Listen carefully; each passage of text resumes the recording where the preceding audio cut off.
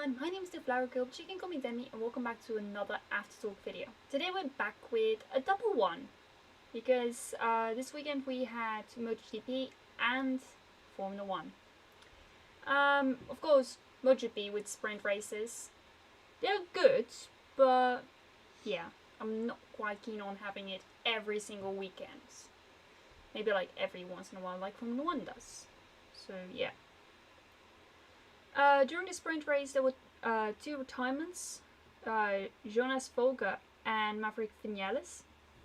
Those were the only two retired. Yeah. it was a boring race. It was a boring sprint race. Yeah, boring. Except for at the front, where Jorge Mate and Francesco Bagnaia fought out for the victory, and Mate came out on top. Francesco Bagnaia second, and Jack Miller third. So yeah. Paul Espargaro, there has been an update on him. He might return next weekend in Essen. I really hope so, and that he can snatch like a few points, maybe. I'm not sure if that's gonna happen, if he's actually gonna get some points, but it would be nice for him if he does. You know, just confidence boost. Forgot to say, MotoGP was in Germany. The only German driver currently is a replacement of Paul Espargaro, and he crashed out, unfortunately. But yeah. Now let's go to the other races. So Moto3. I liked this race. It was a good race. The retirements were Colin Fire, that was sad, and Bettele. I want to point out, Colin Fire started P4. He led the race for a couple of turns, and then he got overtaken by someone, and then ended up in a mix with German Masia. And then he crashed. Yeah. It was sad, but he did have a good performance. He really showed up. He really showed himself there. Yeah. David Munoz is back again. He did have to start from the back of the grid and had to take a long lap penalty. But with that in mind, a solid P12. It's not too bad. David Alonso, P5. Doing good. Diogo Moreira, P7. Also good. We have a new Grand Prix winner. And I am very happy because he's my favorite Moto3 driver. Deniz Öncü from Turkey. He won the race by a split second. Yeah. Last race he nearly got it, but this race he did get it. He got it. And second was Ayumu Sasaki, and third, championship leader Daniel Holgado.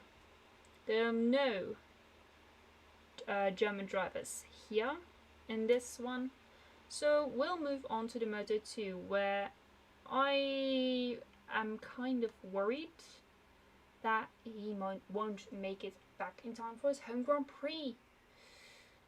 Bo Benschneider, he has broken his collarbone. Yeah, and it wasn't his fault. Basically, he got a good start, I think. And then he tangled with Jeremy Alcoba. Alcoba pushed him out. And then Benschneider crashed into Darren Binder, and both of them were out. Benschneider broke his collarbone, but he is going to make sure that he can make it to Essen so he can race. Now, I'm not too sure if it's actually going to work, if the FIA is going to allow it, FIM, if they're going to allow it, because, you know, you're racing with broken bones. Then again, in the MotoGP, they allow someone to race with broken ankles. Yeah. I don't know what's going on.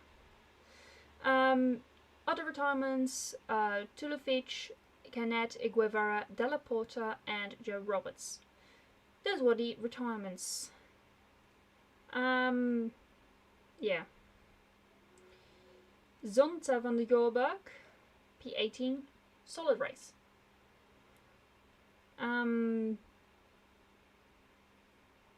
Yeah. Sergio Garcia, P11.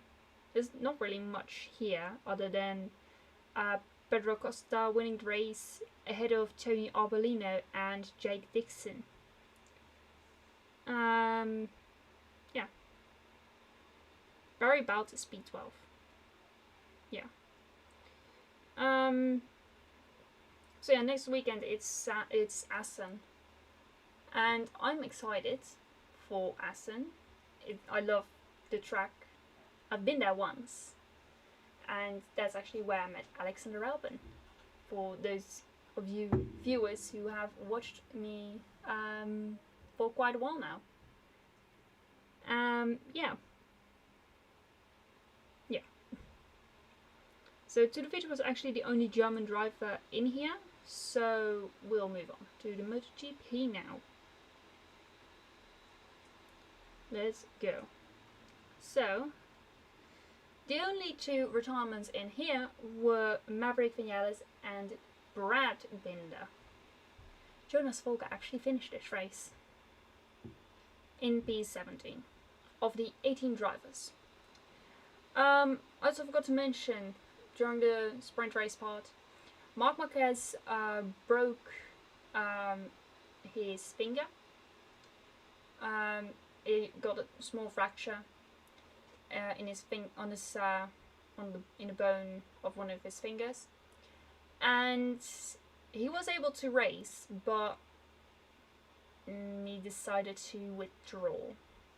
So yeah, and that was on Sunday morning as well.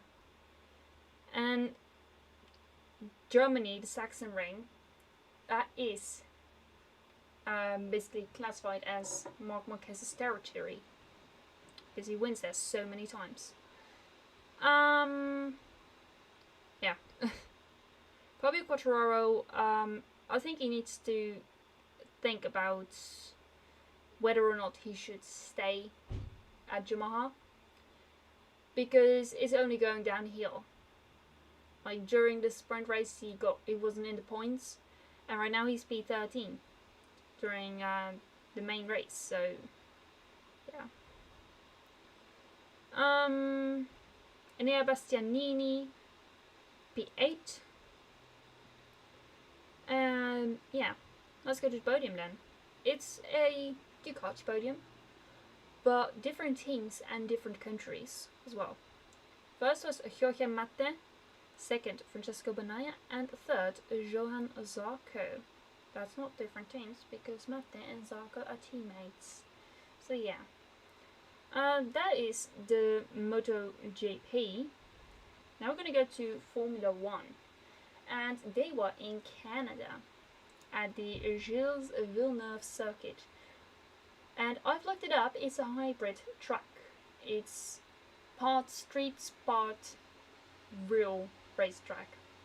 And there are other tracks like that, like Melbourne and I believe also Miami. Yeah. And there might be even more than that, but we'll see. We'll see what other tracks are hybrid and which are not. So there were two retirements here as well. Logan Sargent with engine problems, and George Russell with brakes that were overheated. And mind you, that Mercedes is strong. He crashed into the wall and was able to keep going because only the tyre was damaged. You know, the inside of the tyre, I don't know the English word for it. Only that part was broken. Like not any of the axles or the gearbox. They weren't damaged. It was just that bit of the tyre. And then later he would retire. So yeah. You lose. Of course I do. Aww. Yeah, my boyfriend is here, guys. Hello. He's playing Pokemon on his Nintendo Switch. I would never. We're Pokemon Go fanatics. Cause today I swear I'm not saying anything. Nothing at all. Yeah. Canada, Formula 1. Let's go. McLaren's, they were doing okay. They were basically with each other the entire race. And yeah, they were just following each other. There was one safety. There was a virtual safety car that was for Sergeant, and then there was an actual safety car for what happened with Russell at the beginning. Yeah. After all of that, Lando Norris had trouble getting past Valtteri Bottas. That was the whole race. And then near the end of the race, Norris was behind Esteban Ocon and saw that the rear wing was a bit loosey-goosey, as Daniel Ricciardo would say. It was a bit loose. it was wobbling so much.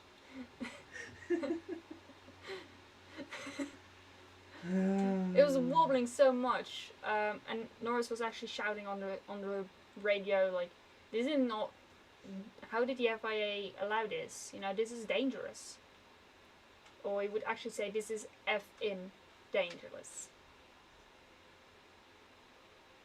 But the FIA bleeped it out. So, but yeah, McLaren is actually going to go to the FIA to report this and to check if it was within the standards.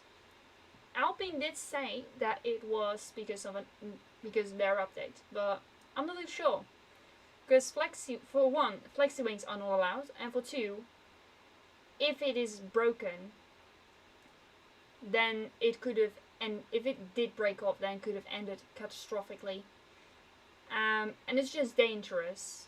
Yeah, they should have showed him the meatball flag, which is just a black flag with an orange circle, and people would just call it the meatball flag because it's easier.